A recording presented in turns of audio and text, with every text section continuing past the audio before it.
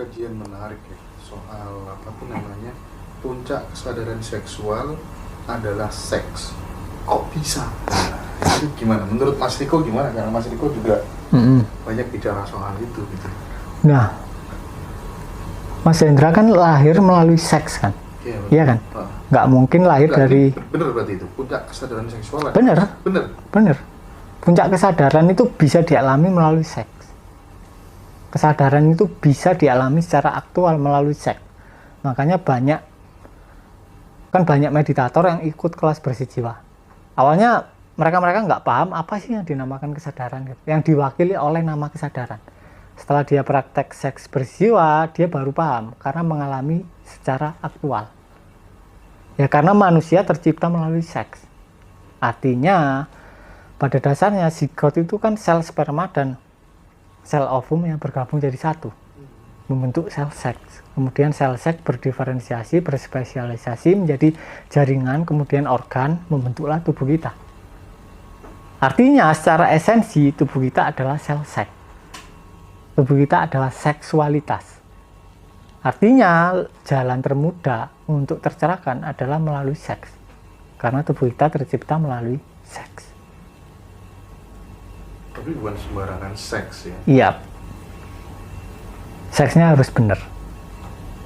Jadi ada seks yang didasarkan oleh ego dan ada yang didasarkan di cinta. Bagaimana kita bisa sampai di seks yang cinta? Ya kita perlu belajar seks amatif. Karena apa yang dilakukan manusia zaman modern ini lebih pantas disebut junk seks, bukan seks yang sebenarnya. Junk seks artinya adalah seks yang berorientasi pada ejakulasi. Dan ketika kita ejakulasi atau bahkan orgasme, penelitian terbaru mengatakan bahwa ketika kita orgasme, ketika kita ejakulasi, bahkan ketika wanitanya orgasme, dopaminnya turun. Dopamin turun artinya disertai oksitosin turun. Dan disertai pula oleh prolaktin tinggi. Artinya fenomena reaksi pada ini apa itu namanya kekebalan tubuh. Kekebalan dan keintiman hubungan terutama. Ketika prolaktin tinggi, otomatis terjadi kekenyangan seksual. Kita bosan dengan pasangan kita dan di situ fenomena rumput tetangga lebih hijau terjadi. Kalaupun tidak ada tetangga yang bisa kita gasak, akhirnya kita akan gasak bokep. Otomatis. Gitu ya, Mas ya. Karena bokep ini kan, video porno ini kan produksinya tiap hari dan melimpah.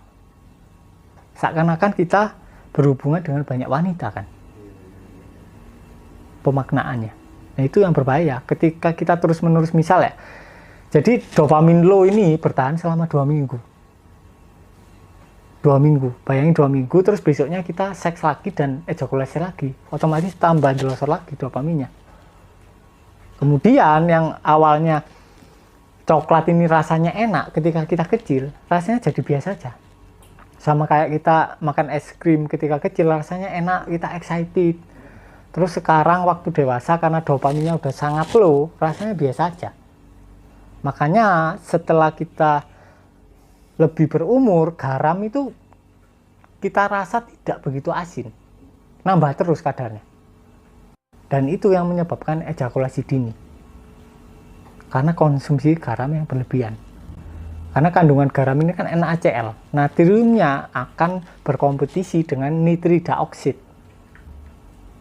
Nah, ketika dia berkompetisi dengan oksida nitrat, artinya oksida nitrat di sini kan berperan sebagai pemicu relaksasi di tubuh. Artinya ketika oksida nitratnya kurang, ya cepat ejakulasi. Termasuk respon kontraktil batang penisnya menjadi buruk. Ketika diteruskan akan berakibat ke impotensi.